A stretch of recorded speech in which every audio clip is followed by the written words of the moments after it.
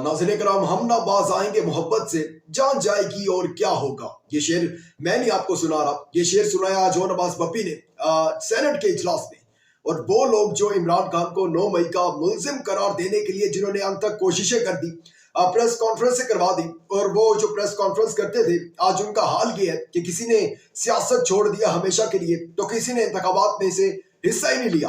आज अब्बास बप्पी ने जो है वो रुदात पेश कर दी है और बता दी है कि 9 मई की प्रेस कॉन्फ्रेंस कैसे करवाई गई थी, कैसे मुझसे जो है वो 9 मई की मजम्मत करवाई गई थी और कैसे मुझसे तहरीक इंसाफ छुड़वाई गई थी। और अब्बास बप्पी कहते हैं कि मैं 4.5 माह 9 मई के बाद जो है वो रोपोश रहा और उसके बाद मैंने गाड़ियां बदली, गाड़ियों के नंबर प्लेट्स बदले, लेकिन आखिरकार जो है मुझे लाहौर डिफेंस से उठा लिया गया। 14 दिन किसी जगह पर रखा गया, जगह नहीं बताई उन्होंने। मैं बता देता हूं आपको कौन सी जगह है वो जगह है जहां पर जमहूरियत के लिए आवाज उठाने वालों को रखा जाता है, जहां पर गुलामी कबूल ना करने वालों को रखा जाता है, जहां ताकतवरों की आंखों में आके डालकर बात करने वालों को रखा जाता है, वहां पर उनको रखा गया। और उसके बाद उनको वापस इस शर्त पर छोड़ा गया कि 20 सेकंड की वो एक वीडियो बनाएंगे और उस वीडियो पैगाम में वो कहेंगे कि तहरीक इंसाफ जनूबी पंजाब की सदारत से वो मुस्ताफी होते हैं और 9 मई की जो है वो मजम्मत करते हैं। खैर, उनको आजाद कर दिया गया, लेकिन अब्बास कहते हैं कि मैं आजाद नहीं हूं, मैं एक जिंदा लाश हूं,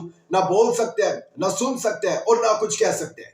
वो कहते हैं कि मेरी माँ को जो है वो फालिज हो गया इस वजह से कि जब 14 दिन मुझे इन्होंने हिरासत में रखा कि कहीं मेरा बेटा मर नहीं गया, मेरे कारोबार तबाह, आम के बागात तबाह, हर एक चीज जो थी वो तबाह होकर रह गई। 4 महीने जब मैं छुपा रहा और उसके बाद जो मेरे साथ किया गया, लेकिन डरे उस वक्त से जनाब स्पीकर जब ये इन लोगों पर ये वक्त आएगा और ये लोग जो है फिर इसी तरह की रुदात यहाँ आकर पेश करेंगे। हम ये चाहते हैं कि कोई भी ये रुदात यहाँ पेश ना करे। जिस तरीके से हमारे खानदान वालों को, मेरी माँ को, मेरे बच्चों के साथ जो जुल्म हुआ, मेरे साथ जो जुल्म हुआ, मेरे कारोबार खत्म कर दिए गए, वो यहाँ पर बैठे हुए किसी भी मेंबर के साथ वो ना हो। हम इसीलिए जो है निकले हैं बाहर, लेकिन आप लोग नहीं निकल रहे अभी, आप लोग अभी भी वही कर रहे हैं। तो फिर याद रखिएगा वो वक्त दूर नहीं जब आप अब्बास की जगह आप बोल रहे होंगे। अब ये उन सब लोगों के मुंह पर तमाशा है जो ये कहते थे कि 9 मई की वजह से पाकिस्तान तहरीक इंसाफ से जो लोग मुल्क के साथ वफादार हैं वो खुद ही छोड़ते जा रहे हैं। ताकतवरों की जानिब से जो है वो कोई दबाव नहीं था। इमरान खान की आज अलीमा खान से मुलाकात हुई है और बड़े इमरान खान ने मुतालबात जो है वो रख दिए हैं सामने। और इन जो मुतालबात इमरान खान साहब ने रखे हैं, इन मुतालबात में तमाम सियासी जमातें, MKM, नून लीग और पीपल्स पार्टी को छोड़कर बाकी सारी जमातें जो हैं वो इमरान खान के साथ खड़ी है। क्या पीपल्स पार्टी और इमरान खान का इत्तेहाद अभी भी हो सकता है? क्या सिचुएशन जो है वो बदल सकती है आखिरी दिन, आखिरी घंटे में जाकर? इस पर भी बात करते हैं। काफी लोग जो है वो कंफ्यूज है, लेकिन आगे बढ़ने से पहले चैनल को सब्सक्राइब करके शुक्रिया का मौका दीजिएगा, वीडियो को लाइक और शेयर लाजमी कीजिएगा। नाज़रीन कराम, इमरान खान का जो सबसे बड़ा मुतालबा है, सबसे बड़ा मुतालबा इमरान खान ने कर दिया, वो यही इलेक्शन के हवाले से जिस तरीके से धांधली की गई। इमरान खान ने chief election commissioner Sikandar Sultan Raja का इस्तीफा जो है उसका मुतालबा कर दिया कि सिकंदर सुल्तान राजा जो है वो जितनी जल्दी हो सकता है इस्तीफा दें, और कोई हमने बात नहीं माननी है, कुछ भी नहीं है, वरना फिर वही है जो फिर 2014 में हुआ था, एहतजाज करेंगे, धरना देंगे।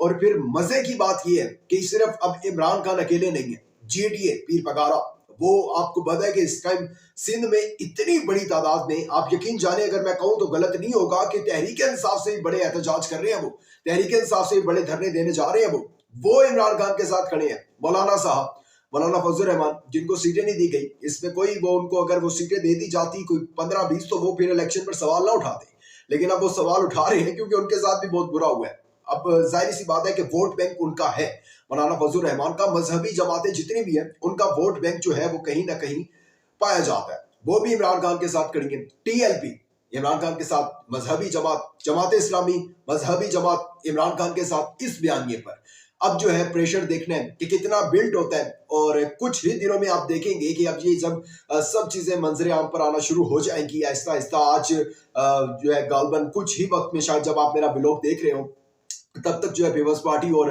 नून लीग में जो है मामला तय पा गए हो। और वो मैंने आपको पहले बता दिया पिछले ब्लॉग में कि आसिफ जरदारी सदर और शहबाज शरीफ जो है वो वज़ीर आज़म, ये शेयरिंग पावर फार्मूला जो है उनका बन गया।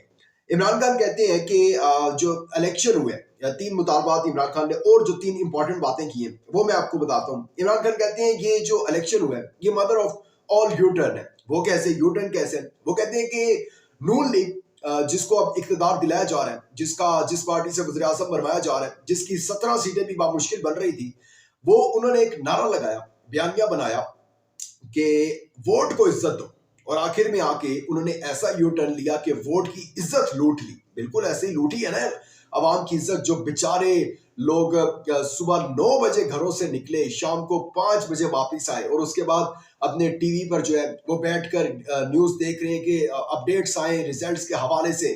कुछ लोग जो थे वो पोलिंग स्टेशन के बाहर वोट का पहरा देते रहे, और आप यकीन जाने बड़े सादा जो लोग होते हैं जल्दी सो जाते हैं, वो रात को 5-5 बजे तक जो है जागते रहे कि हमें पता चले कि खान जो है वो दोबारा वापस आ रहा है, अवाम का मैंडेट जो है वो जीत रहे। और ऐसा ही हुआ, 5 बजे तक जो है वो पाकिस्तान तहरीक इंसाफ, मुझे याद है अच्छे तरीके से क्योंकि मैं पीटीआई सेक्रेटेरिएट में मौजूद था, तो वहां पर जियो न्यूज पर वो सारे जो है जिसके सामने रिजल्ट्स जो है वो सामने आ रहे थे, और तकरीबन पीटीआई 134-35 सीटें जो है वो जीत चुकी थी।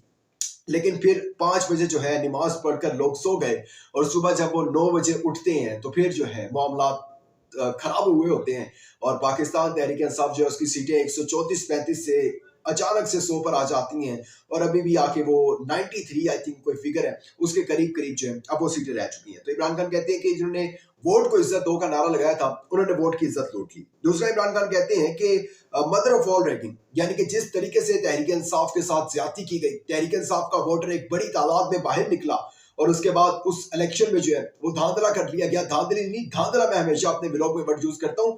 धांधली तो छोटी मोटी होती है ना, ये यानी कि 70-70 हजार की लीड कोई आम बात नहीं है। 70,000 से एमपीए बन रहा होता है, बल्कि कई छोटे इलाकों में 2 एमपीए बन जाते हैं। इतनी धांधली जो है इन्होंने की है। इमरान खान कहते हैं कि मदर ऑफ ऑल डील भी है। वो कैसे कि 1100 अरब रुपए चोरी किया, इतने केसेस नवाज शरीफ पर, जरदारी पर इतने केसेस, लेकिन सबको जो है वो माफ कर दिया गया सिर्फ इमरान खान के बुक्स इमरान में, कि इमरान खान बाहर ना आए। और जिस तरीके से ये डील की गई है, कौम को नुकसान पहुंचेगा, आप देखेंगे, आपको नहीं पता कि कितना नुकसान पहुंचना है कौम को, अंदाजा ही नहीं है, लेकिन आप लोग कुछ भी नहीं कर सकेंगे क्योंकि आप जान ही नहीं सकते। उन्होंने अरबों खरबों रुपए कमाए हुए हैं, अगर मुल्क डिफॉल्ट भी कर जाता है, मुल्क तबाह हो जाता है, उनको कोई फर्क नहीं पड़ता। उन्होंने अपनी बाहर प्रॉपर्टियां बनाई हुई है, अपनी प्रॉपर्टीज पे जाकर रहें, बेचें, बिजनेस करें, वो अपनी अयाशियां पूरी करेंगे।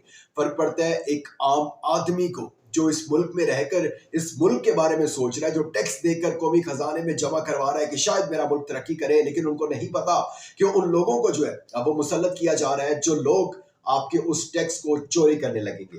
खैर, खान साहब ने मजीद कहा है कि एविडेंस, ये बड़ा इंपॉर्टेंट। खान साहब कह रहे हैं कि हम लोगों के पास जो है, ये अलीमा खान कह रही है, मैं नहीं कह रहा हूँ, अलीमा खान ने ये आज अडियाला जेल से बाहर आकर के मीडिया से बातचीत की है, तो उसने कहा है कि खान साहब कहते हैं कि हमारे पास और भी हमारे वुकला जो कानूनी टीम है उनके पास सबूत है, एविडेंस इकट्ठे कर ली है कमिश्नर रावलपिंडी को हटाकर साइट पर, और कई ऐसे पैगाम जो है वो रिकॉर्ड हो भी गए हैं, और बहुत जल्द जो है जब ये कानूनी मामला आगे लेके चलेंगे और कोई समात वगैरह जो है वो मुकर्रर होती है इस इलेक्शन की धांधली के हवाले से, चीफ जस्टिस जो है वो कोई नोटिस लेते हैं इस हवाले से, तो वो एविडेंस जो है वो उस टाइम पर पेश किए जाएंगे, ताकि अभी जो है उन्हें जहनी मरीज या नफ्सियाती मरीज जो है वो करार ना दिया जाए। खैर, अब इंपॉर्टेंट चीज, क्या पीपल्स पार्टी इमरान खान का इत्तेहाद, पीटीआई का इत्तेहाद, या एंड पर जाकर कुछ सूरत हाल तब्दील हो सकती है? तो एक बात याद रखिएगा कि इमरान खान ने साफ इनकार कर दिया इससे, क्योंकि आप अगर पाकिस्तान की मैशत को देखें तो इतना डगमगा रही है कि कोई भी बाशमूल पाकिस्तान तहरीक इंसाफ जो बात है वो बात है, जो हकीकत है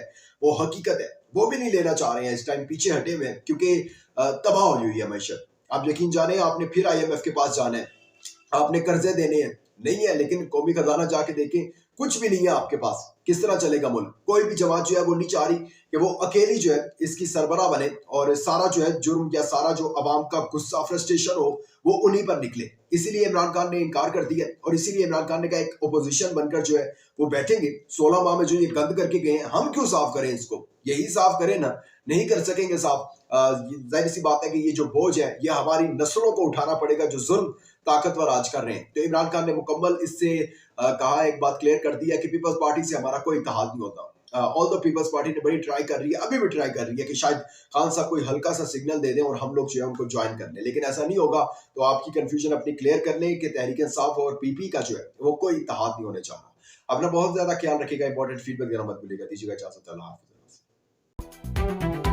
For more informative videos, subscribe our channel and press the bell icon.